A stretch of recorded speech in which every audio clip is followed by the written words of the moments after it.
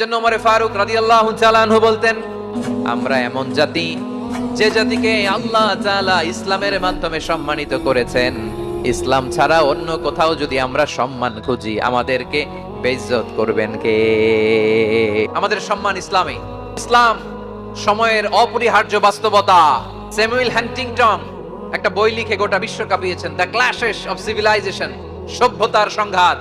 বিভিন্ন সভ্যতার উত্থান এই পৃথিবীতে ঘটেছে, আবার পতন হয়েছে। এই পৃথিবীতে এসেছে আর্য সভ্যতা, বৈদিক সভ্যতা, মেসোপটেমীয় সভ্যতা, মহেঞ্জোদারো সভ্যতা, সিন্ধু সভ্যতা, অনেক সভ্যতা। এখন চলতেছে পাশ্চাত্যের ডমিনেশন, তারা এখন সুপার পাওয়ার। স্যামুয়েল হান্টিংটন বলে, এক সভ্যতা, এক সুপার পাওয়ার বেশি দিন প্রভাব খাটাতে পারে না। এই পাশ্চাত্যের এই সভ্যতারও একদিন কবর রচিত হবে, এটাও একদিন নিচে নামতে বাধ্য হবে। এরপরে এমন এক সভ্যতা দাঁড়াবে যে সভ্যতার পতাকার মধ্যে থাকবে লেখা লা ইলাহা ইল্লাল্লাহ। ওই সভ্যতার পতন পৃথিবীর কেউ করতে পারবে না। চিল্লায় বলেন ঠিক কিনা?